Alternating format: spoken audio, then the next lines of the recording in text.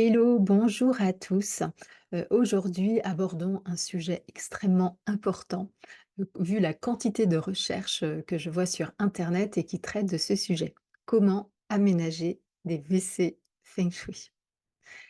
Les toilettes font partie des pièces de la maison, d'accord? Et elles sont souvent négligées. Bien sûr, là, je parle de la pièce WC, d'accord? Je parle pas des toilettes qui seraient dans la salle de bain. Dans ce cas-là, bah, si, les toilettes sont dans la salle de bain, c'est plutôt, la salle de bain qui va être traitée, en tant que pièce, d'accord? Donc ils sont souvent, oubliés, les toilettes, et pourtant, on va dire que quand on y va avec son téléphone, on peut considérer vraiment ça comme un lieu, de vie, n'est-ce pas? On peut y passer beaucoup de temps. Donc voilà, je vais vous donner quelques clés aujourd'hui pour aménager, des WC, feng shui. Alors déjà, quelle couleur? D'accord? Quelle couleur apporter, dans des, WC feng shui? Alors, bah, comme je vous l'ai dit, à partir du moment où, la pièce des toilettes, est considérée comme une pièce lambda de l'habitat, on va, utiliser les mêmes règles, que d'habitude. Donc, rappelez-vous de mes épisodes sur le bagua notamment. Donc on va poser le bagua sur le plan, de la maison, on va du coup définir différents secteurs en fonction de l'orientation cardinale, n'est-ce pas? Et du coup, bah voilà, les toilettes vont se retrouver forcément dans une des zones de la maison. Donc, on va apporter les couleurs et les matières qui vont correspondre à cette zone, tout simplement. Par exemple, si les toilettes se situent dans la zone ouest ou dans la zone nord-ouest de votre maison, on va apporter tout ce qui est lié à l'élément métal. Donc on va plutôt choisir du blanc, du gris, du doré, de l'argenté. Si on met un miroir dans cette pièce, on va choisir un miroir rond. Alors que si on est par exemple, si les toilettes sont en zone, est ou sud-est, on va plutôt, choisir des tons de bois, en fait, hein, donc toutes les nuances de marron, toutes les nuances de vert. Si on a à mettre, un tableau ou un miroir, on va plutôt prendre une forme rectangulaire, d'accord? Pour rappeler le bois. Si on a la chance d'avoir une fenêtre, comme c'est mon cas dans cette pièce, on peut aussi mettre, des plantes vertes. Ça peut être, vraiment sympa, voilà. Donc en fait, on va vraiment, voilà, d'abord déterminer dans quel secteur se situe la pièce toilette et ensuite on va simplement nourrir, le secteur avec, les éléments, les couleurs, les matières de l'élément, qui correspondent au secteur. Petite chose quand même, quel que soit, le secteur, dans lequel va se retrouver cette pièce, laissez le plafond, et les sanitaires blancs, d'accord?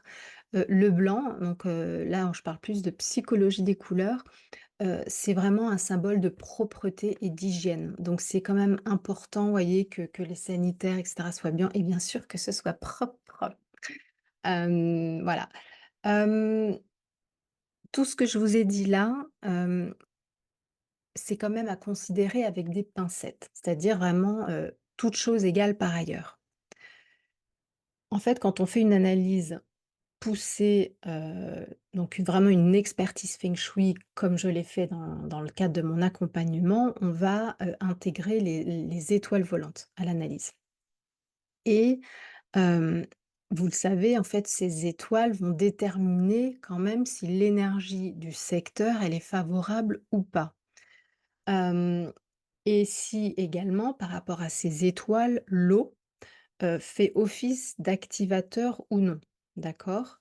Et sur le principe, en fait, en fonction de ces étoiles et en fonction de si ce secteur doit être activé ou au contraire plutôt calmé, moi, dans mes recommandations, hem, je vais, faire en sorte, si vous voulez, de ne pas trop activer avec, des super couleurs flashy ou j'en sais rien, une déco plus, si jamais les étoiles ne sont pas favorables. D'accord? Histoire de dire: «OK, on calme le jeu et on essaye quand même pas hem, de trop vitaliser quelque part», on va dire ça comme ça, l'énergie de cette pièce. D'accord? Donc voilà, tout ce que je vous donne, c'est, hem, il peut y avoir des exceptions, si vous posez des étoiles volantes sur le si vous trouvez le diagramme des étoiles volantes de votre maison et qu'effectivement, voilà, il y a des petites subtilités, mais je ne peux pas les aborder dans le cadre de ce podcast, évidemment. Hem, Autre chose que je voulais vous dire aujourd'hui, on entend, souvent, en fait, qu'il ne faut pas avoir, si possible, des WC au centre, de l'habitat. En fait, cette règle, elle vient du fait que le centre, du bagua ou du carré chou, hein, si vous découpez votre maison en carré de 9 cases plutôt qu'en pacois, donc en camembert de 8 portions. Le centre, de toute façon, ça représente l'énergie vitale, d'accord? L'énergie vitale en général et donc de tous les habitants de la maison, en fait. Hem, Or, les WC, ils ont la réputation en feng shui de créer une fuite du qi, un drainage d'énergie. Donc vous comprenez bien que avoir un drainage d'énergie dans un secteur qui représente l'énergie vitale, de tous ceux qui vivent sous ce toit-là, c'est pas terrible parce qu'en fait, inconsciemment, en fait, on est sur une perte de force vitale, d'accord? Avec évidemment, bah, tous les désagréments que ça pourrait engendrer. Donc c'est pour ça que avoir des toilettes au centre, en feng shui, c'est pas idéal, d'accord?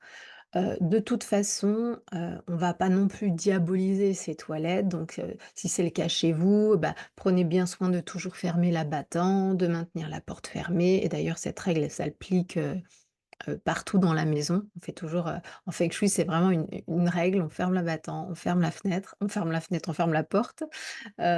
Et si, par exemple, bah, vous avez d'autres toilettes dans la maison, en plus de celles qui vont se trouver au centre de l'habitat et ben, si possible, utilisez plutôt, de préférence, les autres, puis c'est tout. Et puis, au centre, rappelez-vous, c'est l'élémentaire. Et comme, le si vous mettez de la terre, si vous voulez, dans ces toilettes qui seraient au centre, donc non seulement vous nourrissez le secteur, mais en plus la terre absorbe, l'eau. Donc ça viendrait, un petit peu compenser, d'accord?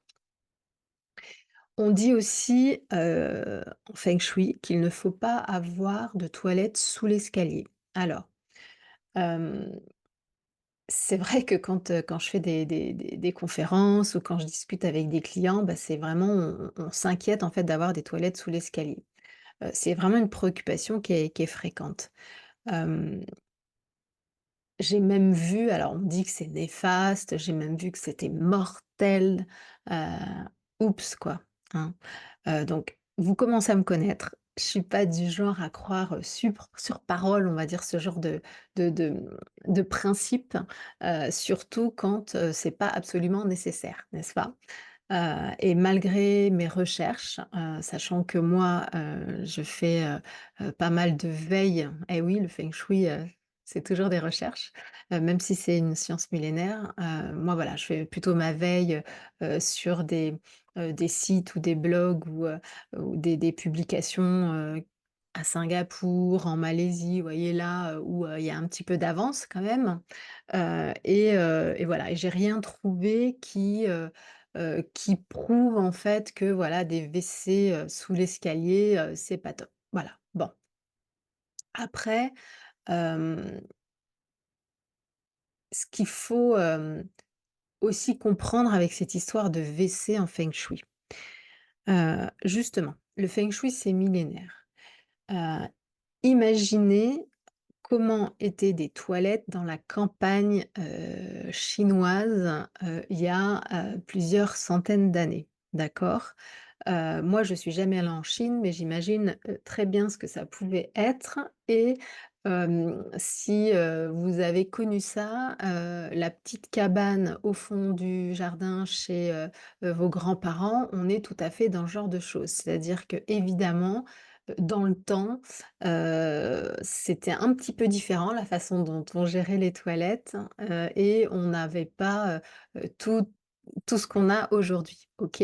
Donc on ne peut pas appliquer des craintes ou des règles, avec cette histoire de «les toilettes, vade retro Satanas», entre une cabane au fond du jardin où il y a les mouches qui s'en donnent à cœur joie et vos jolies petites toilettes, dans votre maison qui sont toutes belles avec, un parfum, d'ambiance, et cetera, hein. Donc faut arrêter de diaboliser les toilettes. Si chez vous, la pièce est propre, que vous les entretenez régulièrement, que ça sent bon parce que vous faites attention, voilà, les toilettes, c'est une pièce, de la maison, point. D'accord? Donc on est attentif à leur propreté, on ferme, l'abattant, on ferme la porte parce qu'avoir une vue sur des toilettes, c'est pas forcément sexy et puis c'est tout. D'accord?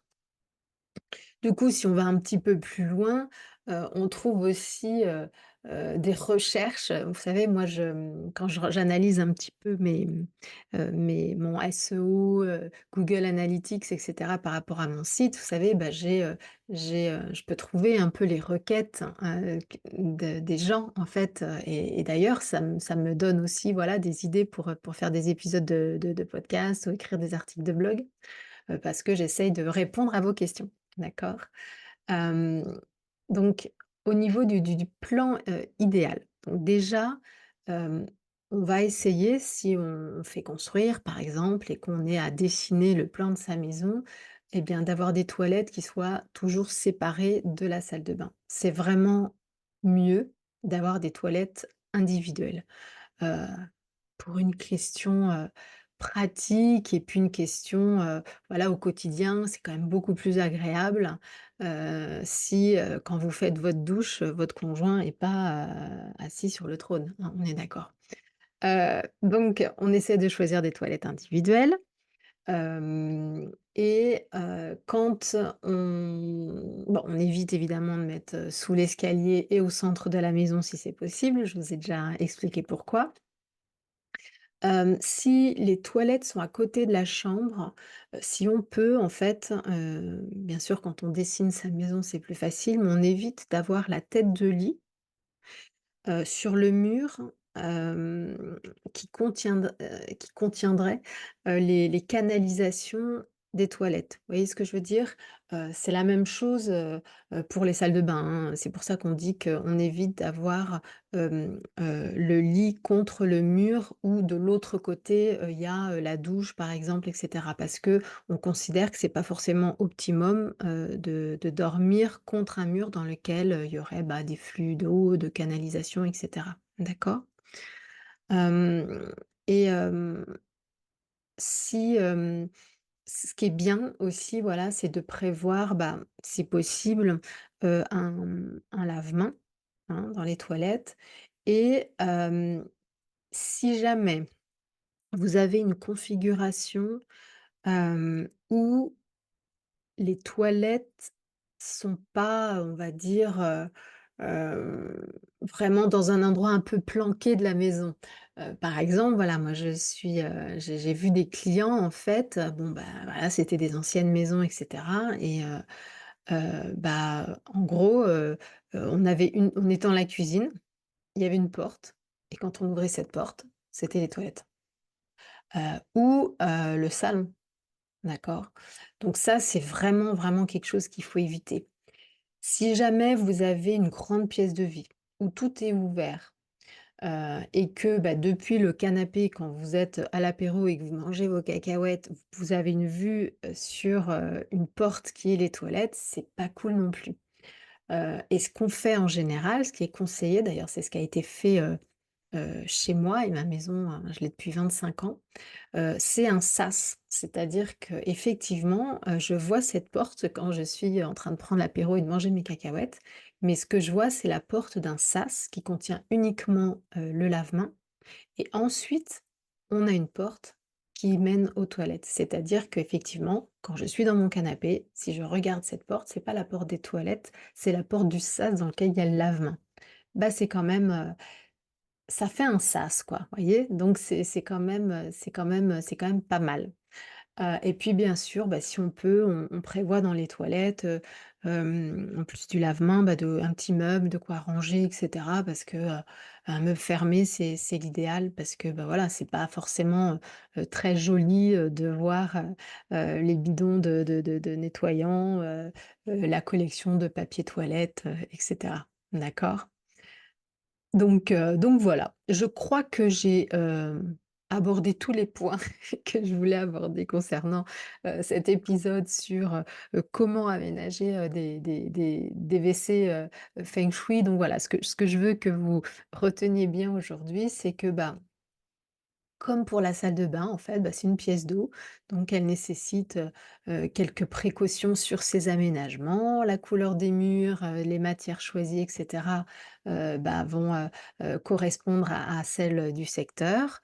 On fait attention, si on a la possibilité, de placer des toilettes qui soient une pièce vraiment indépendante et pas des toilettes dans la salle de bain. On fait attention de ne pas les mettre sous l'escalier, de pas les mettre dans le centre, de la maison et puis, on ferme la battant, on ne diabolise pas cette pièce. Aujourd'hui, dans nos maisons, elles sont propres, on y passe du temps, parfois, et donc voilà, on arrête, de penser que, les toilettes, c'est diabolisé, quoi. Ah oui, et un autre truc que je voudrais rajouter, pour ceux qui sont un petit peu plus, avertis, au niveau des étoiles volantes, j'entends, que, heu, quand il y a des étoiles qui sont négatives et qu'elle se trouve dans les toilettes, c'est pas un souci, il y a pas besoin de remède parce que, les étoiles méchantes, elles s'en vont dans les toilettes. Ouais, bah, non, en fait. Donc dans ce cas-là, comment on fait dans les salles de bain et comment on fait dans l'évier de la cuisine et non, en fait. Les la méchante étoile, elle va pas être tirée, elle va pas partir avec la chasse d'eau, quoi. D'accord? Donc, on harmonise cette pièce comme les autres pièces avec la petite subtilité dont je vous ai parlé tout à l'heure, effectivement, de pas trop activer si effectivement c'est des étoiles qui sont pas sympas, mais il faut quand même mettre un remède. Il faut mettre quelque chose, s'il y a une étoile pas sympa qui se retrouve dans les toilettes, elle va pas s'en aller toute seule, par la chasse d'eau. Pas du tout, parce que dans ce cas-là, bah, ça servirait à rien de faire quoi que ce soit dans la cuisine ou dans la salle de bain, si vous prenez, des douches tous les jours. D'accord? Donc voilà, c'était, tout ce que je voulais, partager avec vous aujourd'hui. Ciao, ciao.